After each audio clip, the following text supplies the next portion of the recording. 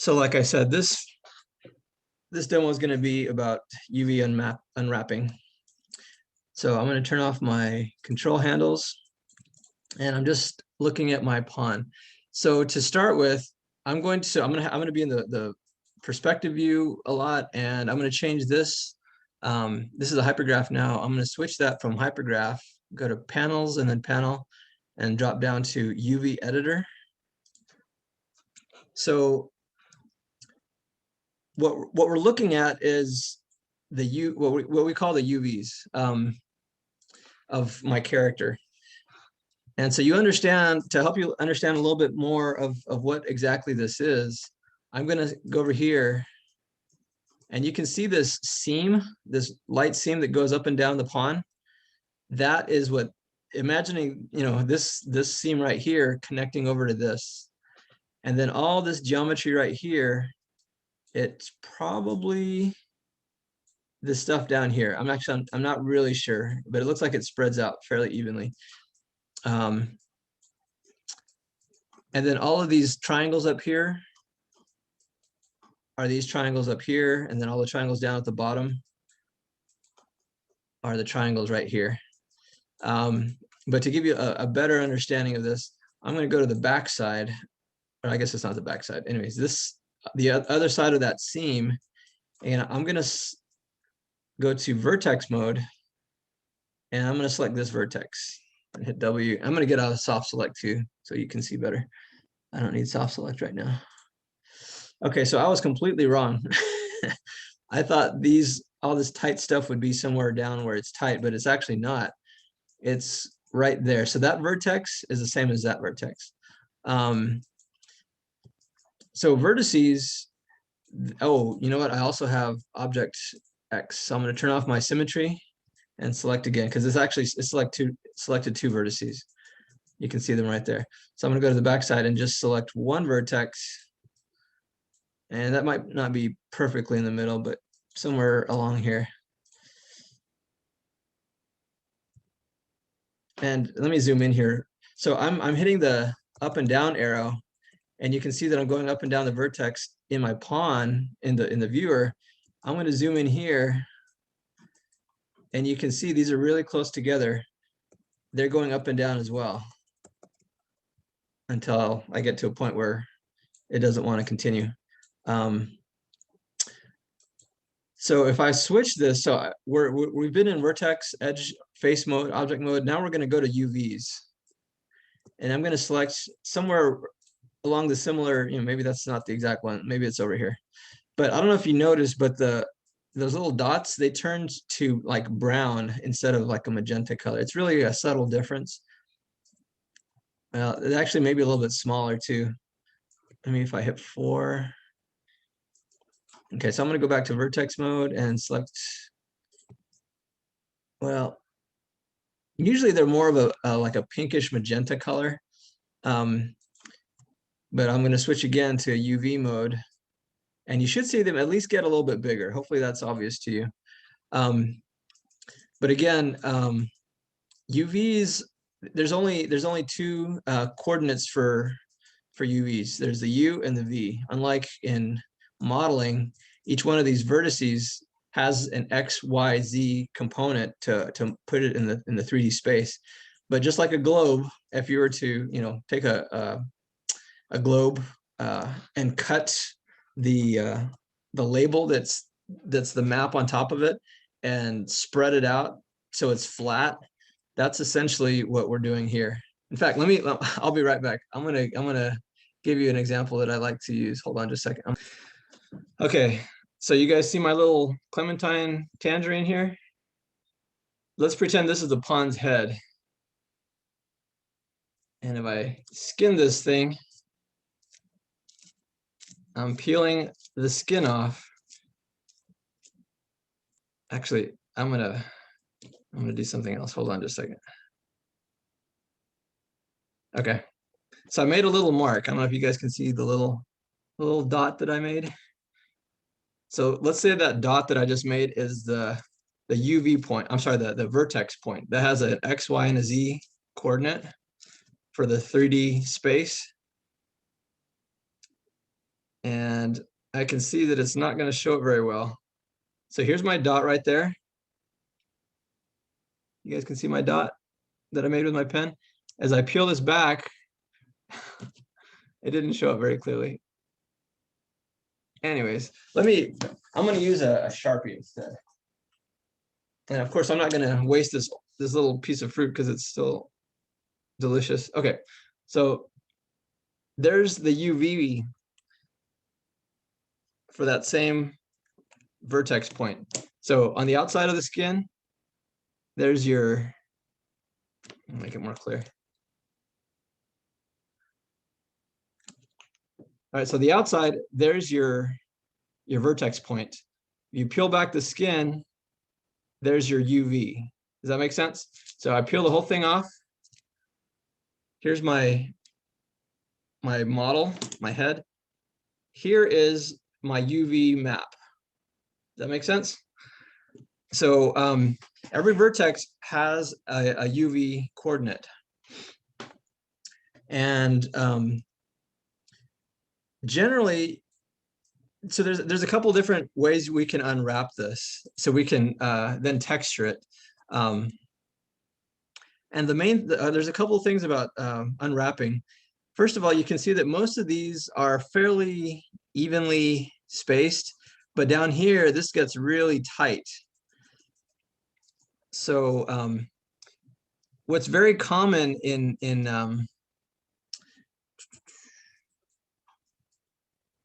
using in unwrapping is to assign a checkerboard to the surface so that you can make sure that there isn't any stretching or squashing of the texture.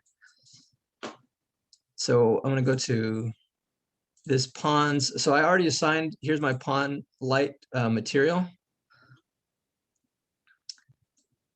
So that's the shader. I should have called this shader, not material.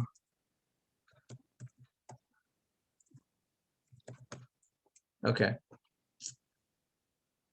But I want to assign it a checkerboard, and let me see if I can actually find. I might just use the original checkerboard just as an example. Let's see. So if I go to, I select this little swatch button here, and then I go to File at the top. Oh, you know what? Let me do that again. I think there might have even been a checkerboard. Let me back this up. Hold on.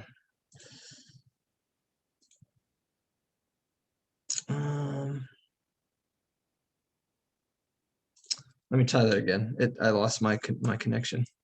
So I click my swatch. Yeah, here's a checker right here. You can just use this one. And this is, there's a lot of different checkerboard patterns that you can use, you can get from the internet. And very often you'll see them, there'll be a whole bunch of different colors, and they'll also have numbers and letters so you can match things up. But this is exactly the issue that you want to be aware of. With my, I'm going to go back to my UV editor here. And you can see up here, I mean, there is some stretching happening, but the stretching really gets bad. It's actually stretching in the other direction here through the torso and even through the waist. So if I'm going to select like this ring, you can see that all this stuff is really squashed in the UV editor. And that's because I haven't at all attempted to unwrap this. This is just how Maya gave it to me. Some of this on the bottom might work, but I definitely need to fix this. This stuff on the top is still a little bit stretched. So usually, unless it's just a flat plane, like the chessboard that I showed you guys in the beginning, that I didn't even have to unwrap it. It was just a single plane. So it unwrapped it perfectly. All the squares were perfectly square and all that. So to unwrap this, Maya's given us a couple of tools. So first, and you can very often, what you might want to do is consider how you would break, where you want seams to be. This is not a really good place for a seam. you don't really want to see seams. Like down here, where maybe there's a difference between like this, like between these two faces, that might be a good seam, just like a normal pond is going to have like a felt pad on the bottom. And then above that is going to be the plastic. And of course, real ponds manufactured, they have a seam that goes up and down either side because there's just a mold that's filled with plastic. So to unwrap this, what I want to do is we have some unwrapping tools. And if you go to UVs, you'll see there's automatic, best plane, camera-based, contour stretched, cylindrical, normal-based, planar, spherical. There's a lot of them. You can also see these same tools. So I went to UV, and then here's the options I just showed you. A lot of these are also spelled out right here in the, if you're still in poly modeling, there's a poly modeling tab. And at the end, you see these different options. So I'm gonna select my faces and make a marquee around my faces. And this originally started as a sphere. So I'm just wondering what this would look like if I use the spherical one. So I'm going to go UV, spherical. And let's see how that changes my map. So you can see, and you pretty much want to stay, it gives you this, this one square, this one quadrant that you want to keep everything in. And for the most part, it seemed to resolve some of the stuff in the middle that I had problems with, but now you can see the bottom is still kind of, the bottom is really messed up down there, but the top is messed up even worse than it was before. So that's not necessarily the best solution. And, you know, maybe you can select all the UVs here, and you can use some tools like you can say, so we might sew at some point. There's one that's called relax. Let me see. Modify. Unfold. Actually, unfold is a really useful tool also. So if I say unfold, it kind of spreads it all out. And you can see my squares are getting closer to being squares. And what I might do is just take this thing and hit rotate and rotate it a little bit better in that view. And then I'm going to scale it down so it's in the size of it's the right size. But still, this isn't the best solution. It's getting better, but you can see it's kind of twisted, and I would probably really go for a smaller checker board so I could see the more details better instead of having these big patterns. So that's sphere. I can also, I'm going to go back to face and select the face. Another thing that I might consider is maybe I'm just going to do the bottom by itself. So I'm going to go to the front. I selected everything. Now I'm going to go to the front view and hit F, and I'm going to deselect everything but what's on the bottom. So just to make sure, oh, I deselected everything. Let me undo that. And go to the front view. And there we go. That's a little bit better. And I can be a little bit more specific now. All right. So I'm just going to keep deselecting until I get to maybe just what would be the felt of the bottom of my pawn. Yeah, you can see in the graph editor, I'm sorry, in the UV editor, that should be, for this to map nicely, that should be a perfect circle, just like I have down here. And you can see it's not. So if I want to get this to be a perfect circle, there's another tool you can use that's called UV camera based. So if I select the bottom view, so I'm getting a perfect, it's essentially taking a projection of whatever view that I'm in, and I'm going to take a picture of just the bottom, or just the ones that I have selected. So with those faces selected, I'm going to go to UV camera based. And now you can see that circle is the bottom is really nice. It's perfect, actually. In fact, I'm going to move this stuff off, and I'm going to select everything else and move that off too.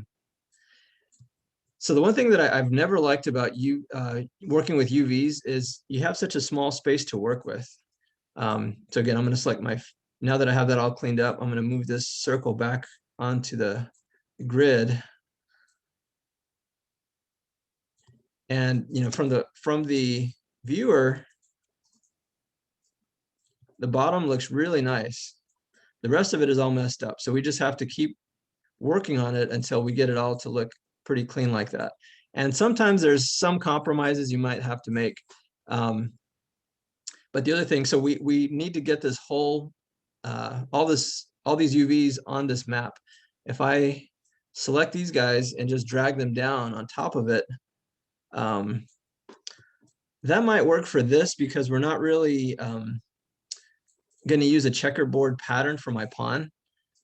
But if you had some skin texture, maybe like the torso area should be a t-shirt, and maybe the blue area or this bottom area would be like blue jean material. If you do something like this and just drag one on top of the other, it's gonna bleed all over the place. It's gonna just look like a mess. So now that I've dragged both of these on top of one on top of the other, once you've cleaned up a set of faces like this, you want to keep them separate and organized. So one way to do that, so again, these are UVs. I can click on one UV, and then I hold down Shift, and I go to, let's see, where is it? There's a lot of tools. So this is also a little bit new. They've come up with some new tools in Maya 2020. I'm looking for the ones I'm used to using. Let me try this a different way. UVs. So you can also, if I wanted to select one and move it off the other, I should be able to select what's called a shell. So if I go to select and then I say, where is it?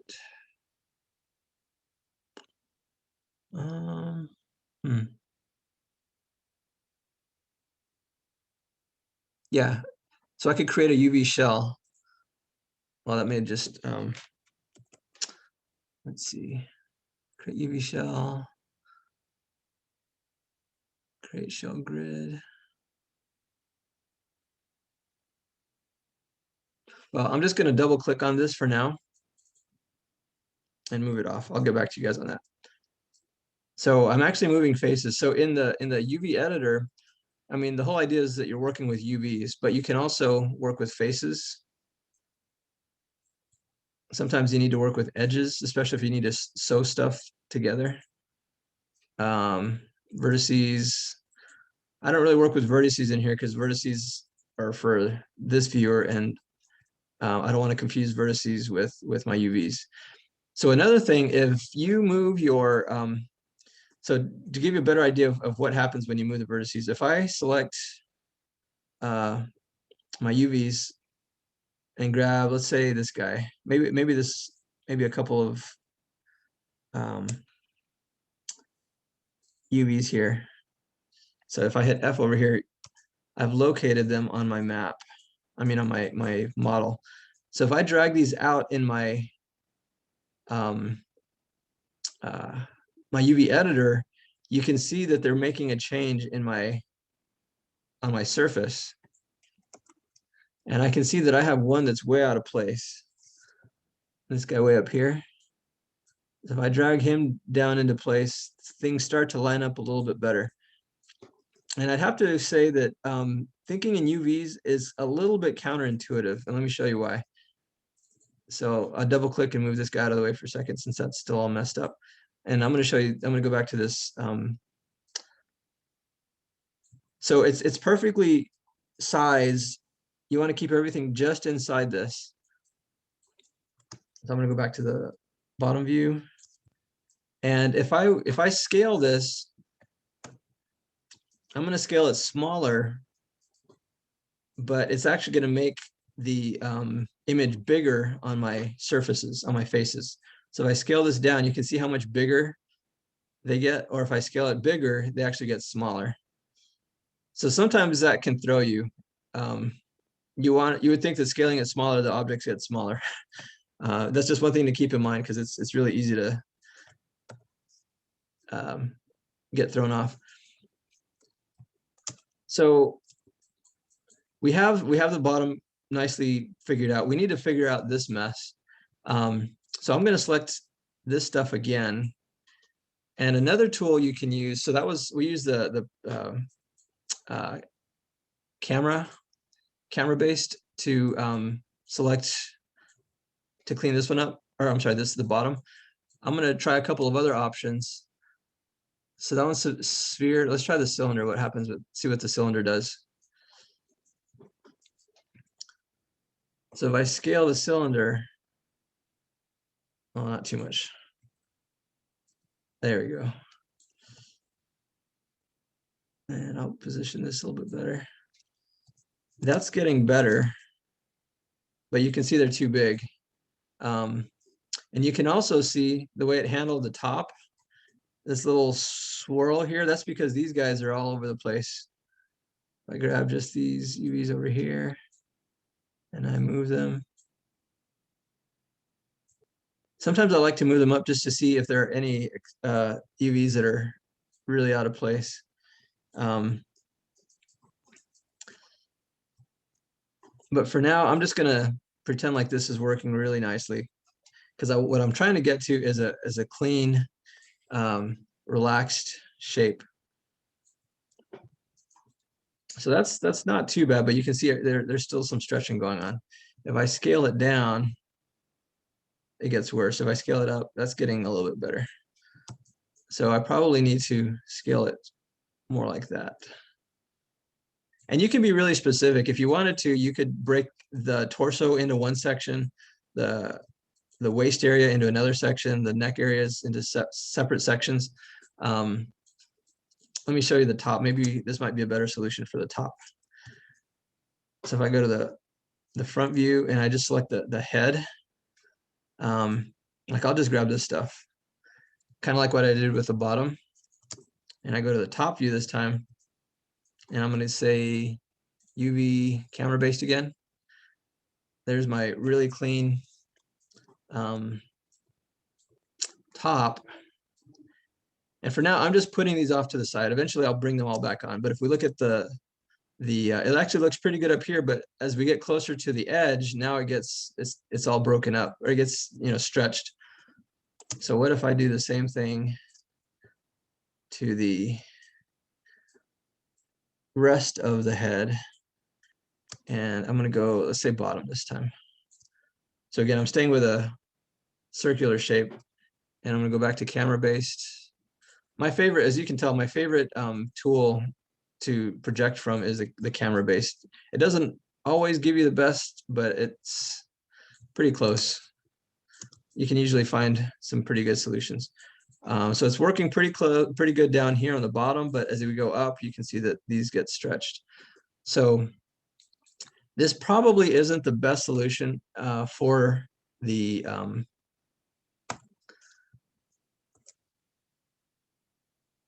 top. If we have a sphere, we should probably use something more closely related to a sphere. So I'm going to grab these faces again, and maybe I'll just do the sphere on the top. That's pretty good. And I'll scale this down in the, actually, let me move this up so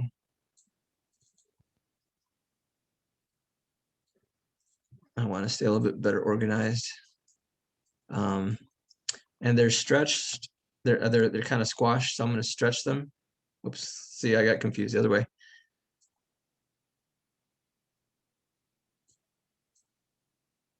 And then I'll scale this all up. Now, of course, if you're going from, just like in our globe, the world map, the stuff that's along the equator is the most accurately proportioned. And as you go up closer to the poles, things get really squashed. So in a typical map, Greenland looks like it's the size of South America. And Greenland's pretty big, but it's not as big as South America. In fact, I think it's probably closer to the size of Brazil or something.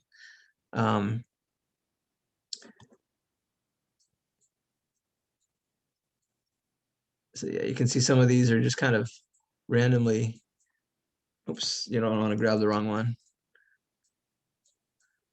Move some of these out of the way.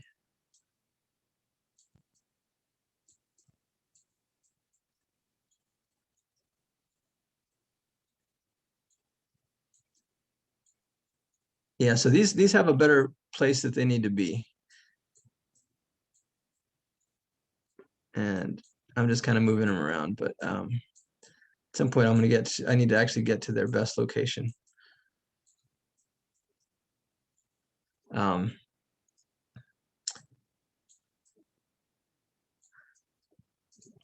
all right, so this might be some of that area that I might need to decide what's more important, seeing this nice and even, or should I continue to work on this until I get even the center here nice and clean? But of course, there's still going to be some stretching because it's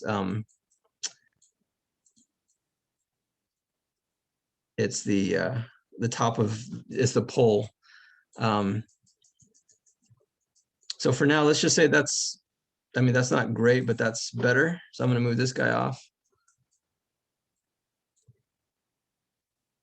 And now let's say I focus on the torso next. And the torso is shaped more like a cylinder.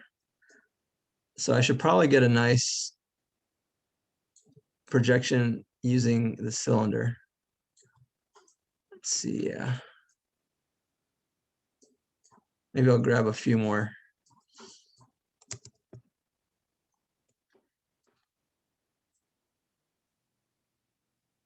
There we go. Okay, so it's going to separate, and every time you project, so this was the original shape that we started with, and every time I project a set of faces, it creates what's called a shell. So this is the base shell, this is the head shell, this is going to be the torso shell, and you can name these or whatever, but the important thing is it's breaking them off in segments. So I'm going to say UV cylindrical, and actually that looks really nice. Even the seam works pretty well. So, but you can see that it really stretched it, and you have to, by the end, everything has to fit inside this box. So be careful that you don't just squash it this way. So now it fits, because you can see that now these are stretched. Instead, what you want to do is scale the whole thing so it maintains the ratio that I had that made it look nice. And maybe I'll just move this up because that one actually works really nicely. And I imagine I could probably get away with using the cylinder again for the other segments. So I'm going to go to face and select everything but what I've already, so I want to deselect this stuff up here and just make sure I don't select anything in the bottom. So I'm also going to check here.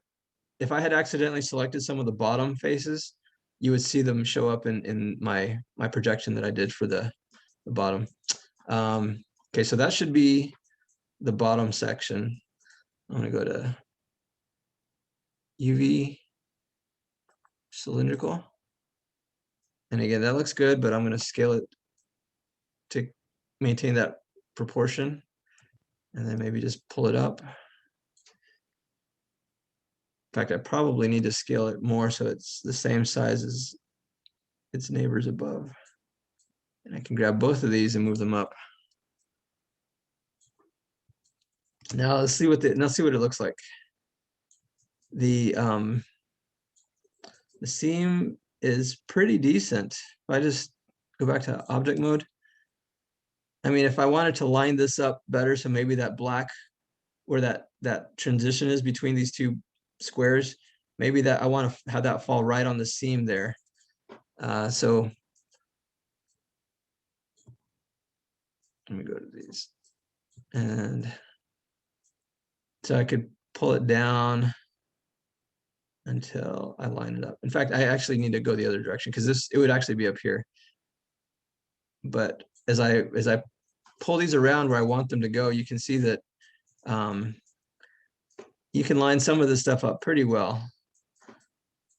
So that's I would use cylinders for probably most of the body, and then sphere for the head. I use the camera for the camera base for the bottom. I'm gonna do the neck next, and I'm probably gonna, let's see how this one works out, because it is kind of messy because it goes in and then comes back out. In fact, I wonder if what I have is already close enough. Let's see. This should be the neck projection. Let's see if I just line these up and scale them, how close can I get them to the rest? I'm going to scale these out.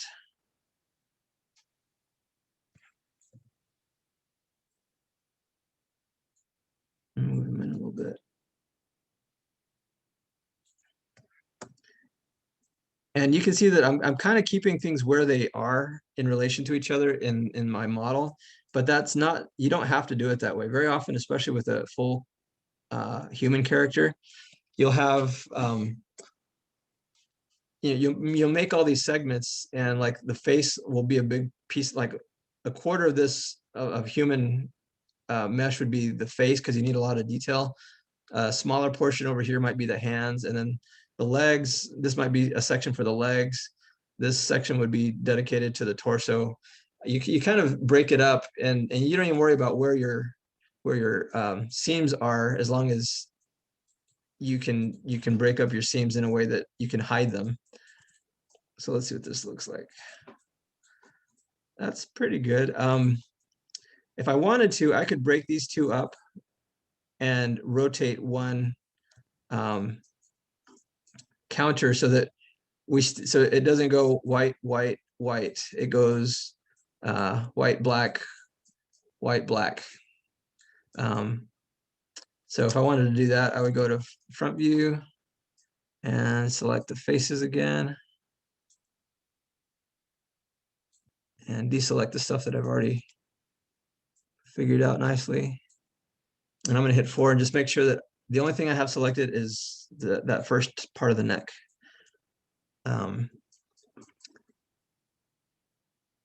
In fact, another tool you can use, this might be a good opportunity to show.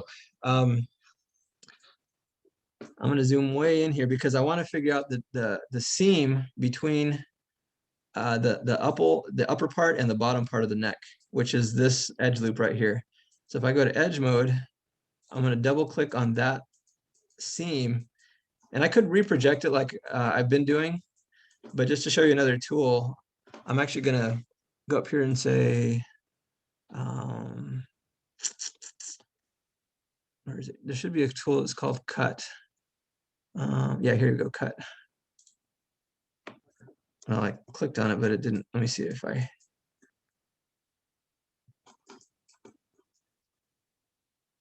There we go. So you can see I selected it, and then I hit cut, and I double clicked on it, and it separated.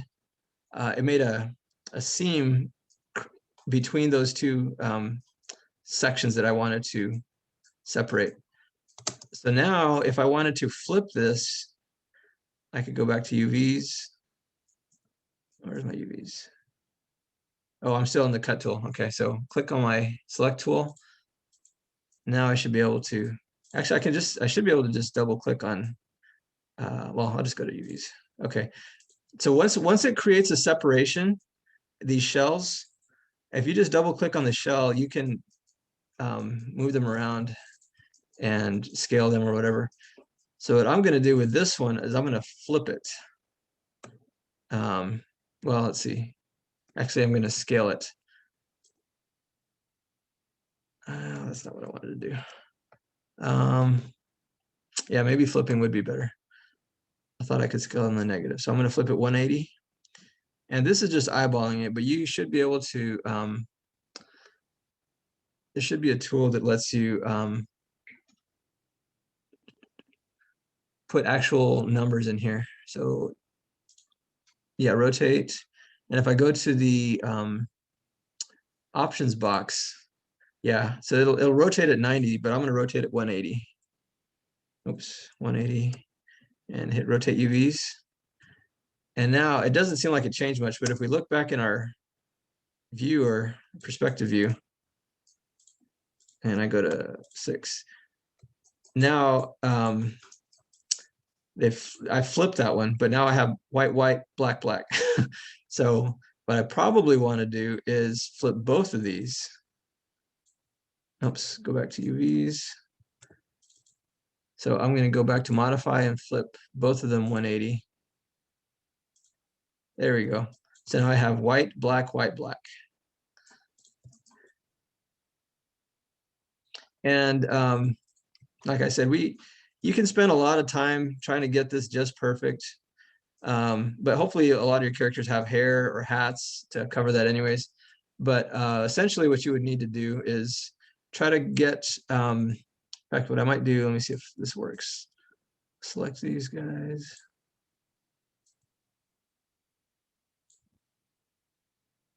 Yeah, in fact, what I might even do, let's see. Okay, so it's just this very top stuff right here. Everything below this is working out nicely. I might just, I'm tempted to just cut that right there. So I'll go back to my edge, double click that edge, and go to modify.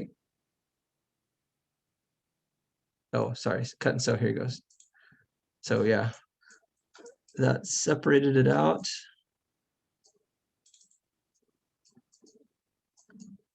Yeah, so I can pull this up by itself, and maybe I'll do a projection just of this stuff by itself. So I'll go to face and go to the top view. Well, actually, you know what? That might not work as well because these are concentric, and if I go to the bottom, it's going to be a perfect square. I don't know. I'm just playing around, so let's see what this looks like. So I'm going to go to, I'll play with, actually, I haven't tried planar yet. Let me show you what planar does. So if I click planar, let's see what it looks like in the graph. This is actually, even though this doesn't look like what I want it to yet, this is probably a little bit cleaner to start with. The problem is we have faces on top of faces. So if I zoom in here, or UVs on top of UVs, I mean. So if I move this up and down, you can see that there's another one right underneath it. And sometimes you can get away with that, but in this case, that's probably not the best solution. So I'm going to double click on these guys and drag them off. So I'm gonna go ahead and just for kicks, I'm gonna see what camera base is gonna give me again. So I say camera based. So we do have this checker pattern at the top. So it's perfectly circular, which is nice, but that doesn't really relate to its neighbors very well. So maybe what I need to do is just scale this small enough so it's not even an option, or it's not even an issue anymore. In fact, that works pretty well, except that I need 4 instead of, so I should have 1, 2, 3, 4, 5, 6, 7, 8. Yeah. So if I scale this up enough, let's see if I can, well, I'm not going to find it.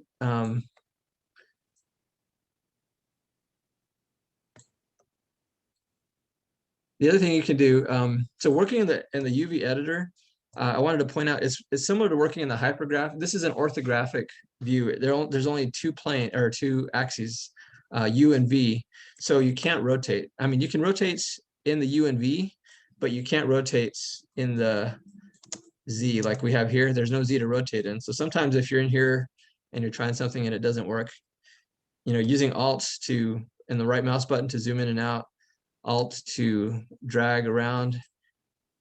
So you can see the left mouse button and the Alt moves it around, and also the middle mouse. So they basically do the same thing. And it's just the right mouse button and Alt makes it zoom in and out.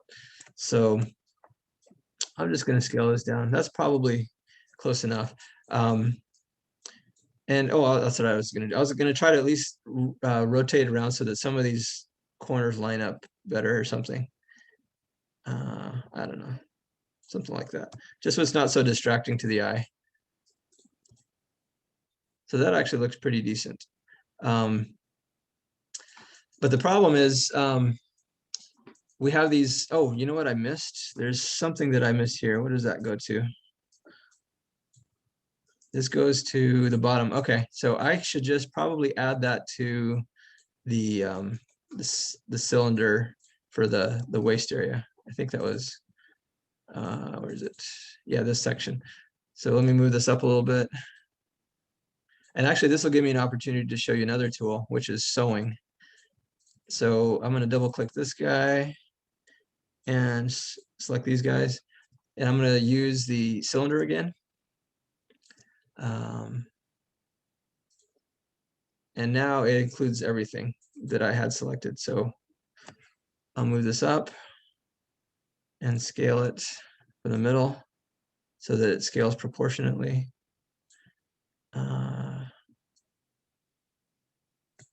Yeah. And if I wanted to, well, it's just a matter of moving things up and down.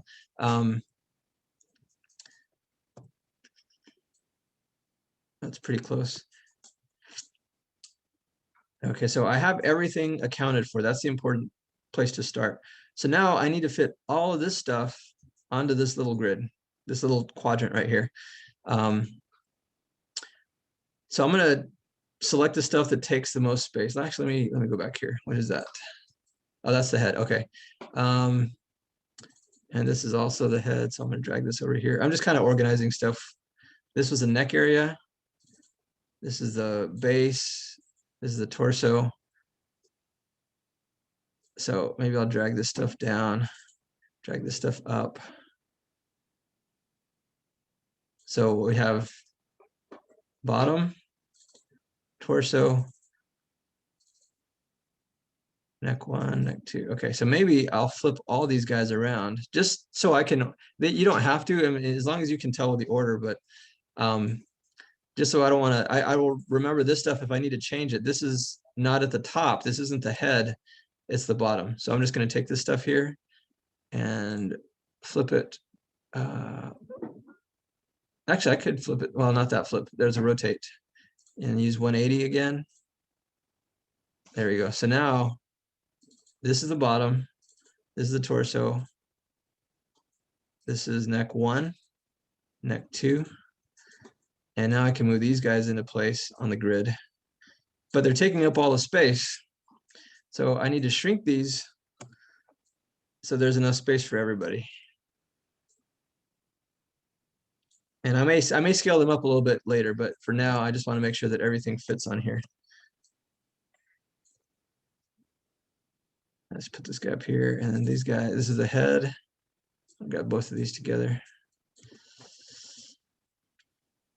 And if you're going to put details on a face, you want to have it bigger. You can see that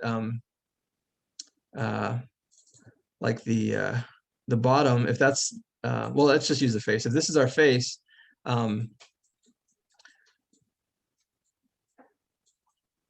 bigger the area of your the bigger the space that your faces or your UVs take up on the quadrant, the more detail you're going to be able to get. You're going to build into it. You can see this is kind of small for this being the whole body, basically.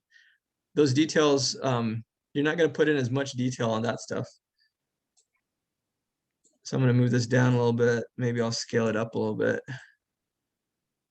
And this guy is taking up way too much space. He's very little, so I need to scale him way down so he's, in fact, maybe I'll just put him in a corner. For now, I'll just put him right here. This guy could probably be, that's probably a decent size. I'll just leave that as is. But these, I'm trying to make more space for all this stuff. So then I'm gonna grab this stuff here and I'll scale it up again. And I have to be careful because I don't want to scale it like this to fit, because you can see that that stretches. Actually, that's not too bad now. You just want to make sure that what you're doing is intentional, not accidental. That actually works pretty decently.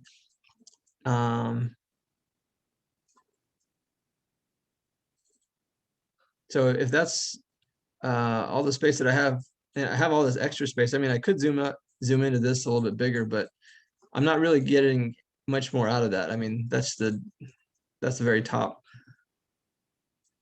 So I guess I could just rotate it counter to what the rest of it's doing. All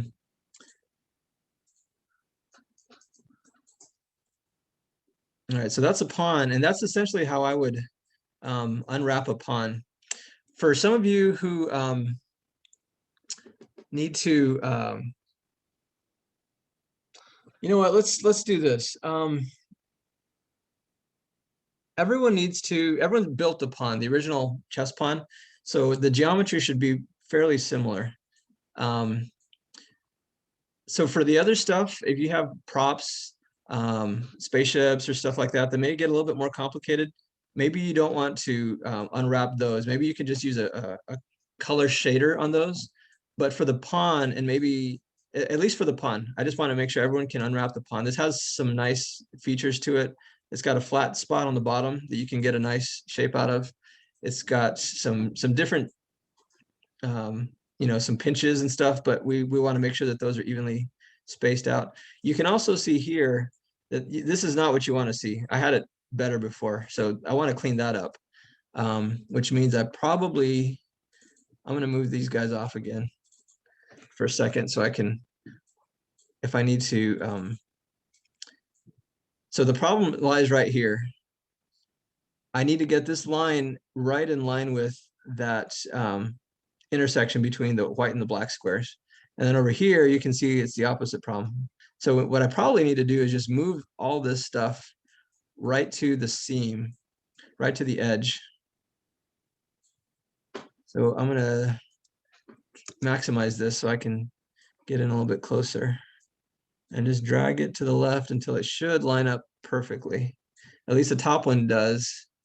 And I could probably scale this next one up a little bit so that it lines up better.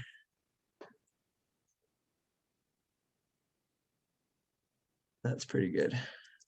So that seam should go away. And the other problem is we have white touching white instead of white touching black. So another option that I have that I haven't considered, maybe I need to flip this.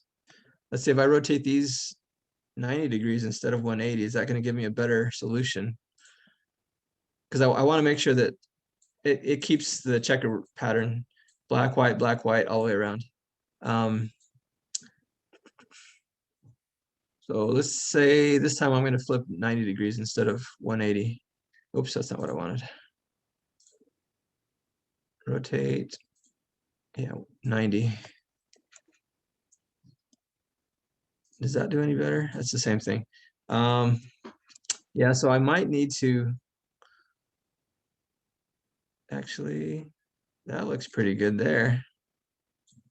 It's kind of a place in the middle. But you can also see that I messed up my neck area, and then the head is no longer lined up. So I mean, it takes a little just finagling and playing around with it. Maybe I'll undo the rotation, and maybe it's more a matter of just scaling. So if this ends on white, maybe I need to scale it out more so it ends on black on the right side. And then they should line up nicely. Let's see what that looks like. Yeah, so I have my pattern back. My seam is almost seamless. Actually, yeah, it's pretty seamless. And maybe this guy, especially if we're never going to see this, as nice as it looks, maybe we don't need to have that take up so much space because we're not going to see it. So I'll just scale this guy down enough to where he's out of the way. Maybe this guy, I'll put him right here. So you can see there is a grid, so you can hold down X and snap things to the grid if it helps, but it's not lining up with my checker pattern. So I'm not going to use the grid. I'm just going to eyeball it. And then maybe scale up a little bit. So for the most part, kind of a rule, not a hard and fast rule, but generally with UV mapping, you want to take up as much space as possible in the quadrant in the UV editor, because there's not a lot of space to work in. That's kind of way. I wish there was a better solution, and maybe, you know, I think Blender might have a better solution for UV unwrapping and stuff like that. There are some tools that are really fancy. I can't remember what they're called now. But you can just like select your object and then use a paint tool and paint right on the surface, like paint the texture right on the surface. I wish, I need to look it up. Of course, it costs a lot of money, and it saves you a lot of time though. So you don't have to go through and do all this for every character. But just to look at it, I might change it up a little bit. So maybe I lost my seam right here between the waist and the torso. Where is that? I think that's right here. Yeah. So maybe I pull these guys down again, just so I can get back to that seam. And maybe I'll pull this guy up again. Oops. So if you accidentally select more than one on accident, you can just double click and it should just select the one shell. That's pretty close. Yeah. So, I mean, you can just keep working on this, but just the idea, the important thing that I wanted to show you guys with UV mapping, unwrapping is you have your different projections. You can see that I mostly, for the pawn, I mostly use cylindrical through the body because they're cylinders. Down here, I used camera-based, and at the very top, I also use camera-based. So you guys have any questions about how to UV unwrap? What if you have more than one, say, color or texture you wanted for a pawn? Does it appear next to what would be the checkered, or do you do it in 2 layers, or? Yeah, that's a great question. So from here, let's say like I was saying in the beginning, like the bottom area, I want the bottom to be like a blue jean color material, like pants, like all these faces down here. So what I would do, okay, so actually we're not finished with the UV unwrapping. I forgot to mention this. So let's say I'm happy with the rest of this, how the rest of this turned out. So the next step in unwrapping is making a selection. You go to edit. Let's see. Create. Where is it? Mapped faces. You're going to create a UV map that you're going to bring into Photoshop or your favorite photo editing software. Where is it? Usually is it UV sets? They've moved stuff around. It used to be right at the beginning, you would just select the, where is it? Select, maybe it's under select. Unmapped faces, no. Yeah, sorry guys, I take for granted that I've worked in Maya and then I forget that they move stuff around from version to version. Let's see. Tools. UV distortion. There it is. Okay, so it's under image. So image, UV snapshot is what you're looking for. So after you've figured out, after you've spread out your UVs nicely and everything's working the way you want it to, you select your UVs and then you go to image and you go to UV snapshot. And also, if you've set up your Maya project correctly, it's going to drop this in the images folder. So I'm going to bring up my project really fast. Documents, Maya, projects, primitive theater. So it's going to drop it into this images folder. But the textures that you're going to create in Photoshop are going to be, you're going to put them in the source images folder. That's a really important thing to remember.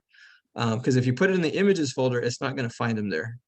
So the textures, when you're done with it, you put it in the source images. Anyways, so we're going to leave that the where it's pointing to. My IFF, let's see. So back when I was at Ringling, they had us create targas. And I think they create alpha channels out of the targas and stuff like that. But so just go ahead and use targas. If there's some issue that we may change it, but for the most part, any one of these will work, but targas, we'll just stick with targas for now. 2048 is pretty big, but and the smaller these numbers are, the more pixelated your image is going to be. So I'm going to go ahead and say apply and close. And I'm going to show you what this looks like in, let's see if I can just open it here. Yeah, so here's our out UV targa. Oh, one thing I forgot to do is I didn't name it. So let me do that. So I'm going to go to image, UV snapshot. So yeah, here's the path, but I forgot that I actually need to go to the very end and name it.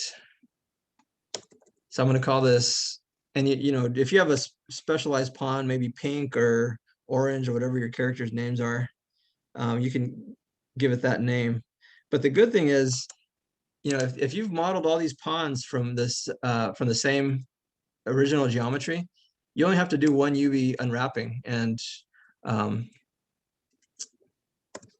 it's just going to carry over. So I'll call this pawn UVs, and then I'll say apply and close. I didn't like it. Well, let's see if it opens it. Documents, Maya, projects, primitive theater, images. I didn't like it. And you can see this is kind of a big file, 16 megabytes. And really all we're getting is the dots and the locations of this stuff. So, but if you need more specific detail, I mean, you probably want higher numbers. Why didn't it like it? You had a space between documents. It's still there. On documents. Oh, I see. Yeah, thank you.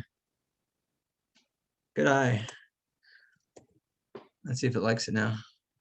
In fact, I'm gonna make this smaller. 10, 24. Let's try 1024 by 1024. On UVs, everything else should be good. And I'm gonna say apply and close. Yeah, there it is. So you can see by making those numbers. Let me move this back. So by the size, the pixel size, reducing that in half made my file size a quarter of what it was originally. But the question you have to ask is, let's see what this looks like. Is it too small now? Is it too pixelated? 3D Paint. Sorry, let me try different. I don't have Photoshop on this computer, unfortunately. Open with.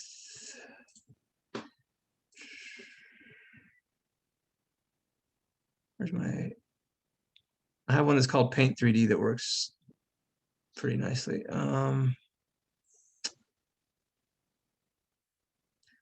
Actually, let me do it this way instead. I'm going to type in Paint 3D here. There we go. So, you know, hopefully you guys will be using Photoshop or Sci or some other product that you don't have to use Photoshop. I'm going to go to where it dropped it. It's under Documents, Maya, Projects, Primitive Theater, Images, Oh, unless it doesn't like, okay, so that's a problem that I have, is it doesn't like targas. So if that's the only software I have, then I'll probably have to use something other than a targa. So instead of using a targa, I'm going to switch it to, I know it'll open a JPEG. So I'll save it again. And menu, open, oh, browse files.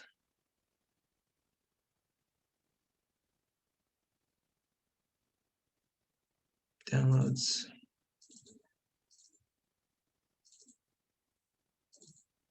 Yeah, okay, so this is what we created in Maya with our UV unwrapping. And if I zoom in here, you can see it just gives me basically the mesh of the UVs. So you may not need it to be super high definition, 2048 by 2048.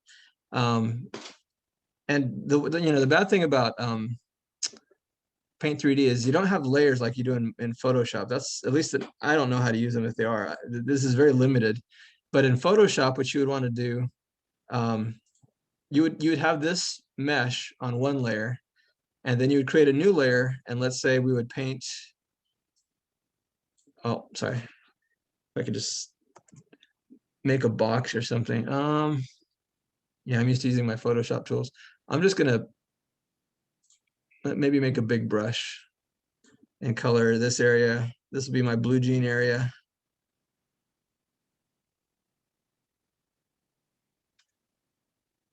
And I'm doing it really sloppy just to show you guys the results. Let's see, I'll pick another color and another texture. Maybe I'll paint this one red. This section will be, I don't know, I'm just making this stuff up. Make it thicker. Oops, that's not what I wanted. Oh yeah, if you wanted to do blood, you could do something like that. Maybe make it a little bit darker. Anyway, so I'm just gonna paint this stuff. And you have to be careful, because if I was being sloppy and I accidentally got some of this on a different face, that's gonna show up on the top of my pawn. So maybe I'll just do some zigzag lines in this area. And then maybe this will be the face area. So let's say something like that. And then I don't know, use a paintbrush or maybe a spray can just to use a different option.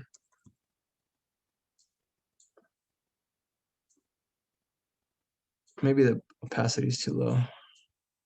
Oops. Yeah, this is going to be actually, that's too much. Oops. So yeah, you can be a lot more specific. I mean, I can make my brush smaller too and be more careful about this, but all right. And then maybe I'll give him a happy face. So I'll put a marker in blue.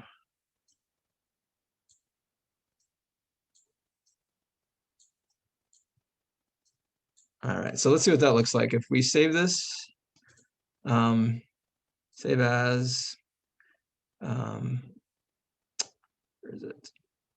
Is it image? There you go. And then again, you want to make sure to put this in your source images folder, Maya projects, primitive theater, source images. And I'm going to call this pawn TXTR. And it's a JPEG. So I save it. And I open up my, oops, here's my Maya file. So I already have a shader and I already have a file assigned to it, but this is just this checkerboard is just for making sure that I get the shapes, the UVs in the right place. I'm gonna go to attribute editor and go back to that color button. And this time I'm gonna pick a different file. So I'm gonna go to file, use the folder there, and I'm gonna say pawn texture and open it. And you can see I got it all backwards. I thought the face was where the torso was, or and I thought the torso was I thought this was the belly. Anyways, so you just want to organize it in a way that it's clear for you, so that you don't get it all confused. So looking back at my, so that and I did a really sloppy job just doing these paint just to show you the results, but you're going to want to do something more refined and more careful. But what you want to make sure of is that you and if you wanted to, you could even in here, like this area, I thought this was the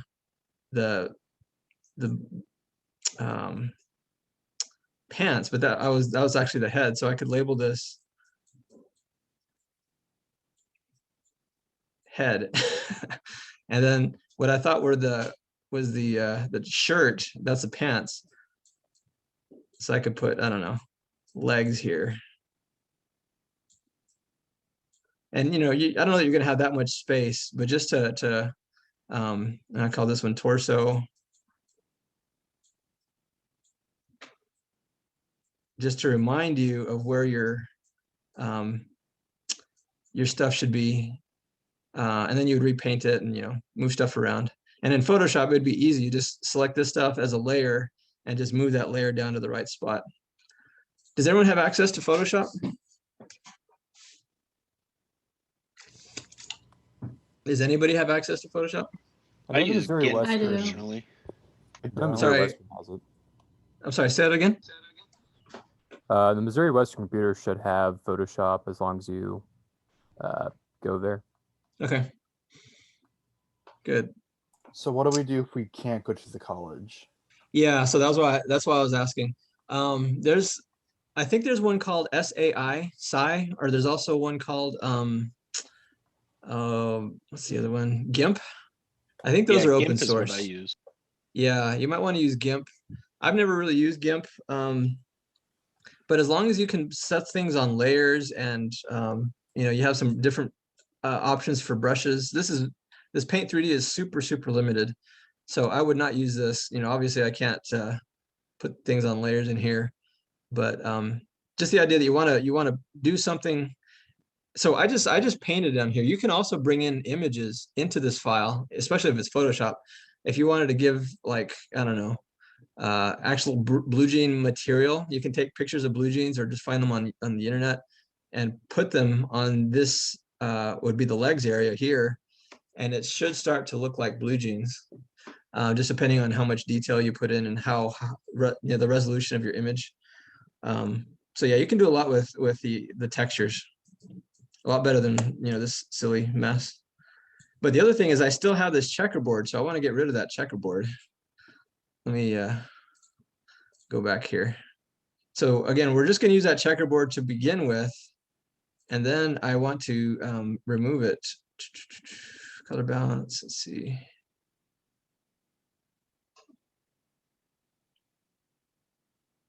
Where's my attribute? So I want to go back to my shader is what I want. So here's my shader.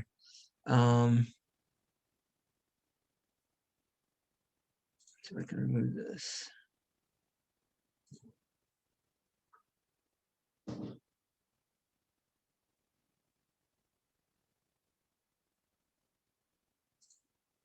No, I don't want that.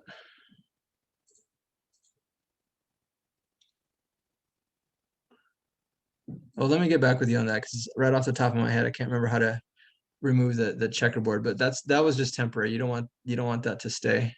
Maybe if I say hide, will that hide it? Doesn't look like it. So for now, the main thing that, if you guys are ready for making your UV maps, is using these projection tools, mostly cylindrical or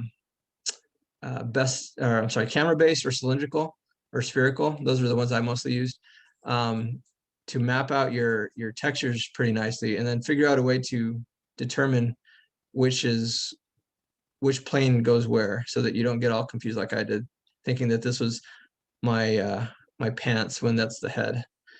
So in fact, what I should have done, I guess, is move this stuff up to where the head would be, and then move all of the other stuff down, that would be a lot clearer for me. So, whoops, I missed. So I can move this stuff down, and that would be more obvious to me where things should go. But again, you don't have to go top to bottom, but just as long as you can come up with a system that is clear for you where things need to go, that's the important thing. Yeah, so my map looking pretty ugly. But yeah, this is actually that paint tool. I think I use crayon, and if I use a darker color, that would make a pretty decent blood splat or something. For some of you, I think was it this class that was doing the Jason, or is that the other class? That was us, yeah. Yeah, so you guys could use, you guys could get some nice, maybe put a white shirt on the pond and then blood splatter all over the place or something. Yeah. Anyways, any other questions?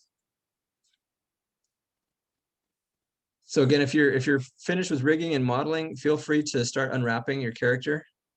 And I'm not going to give you guys a due date just yet because we're still going to get more into this.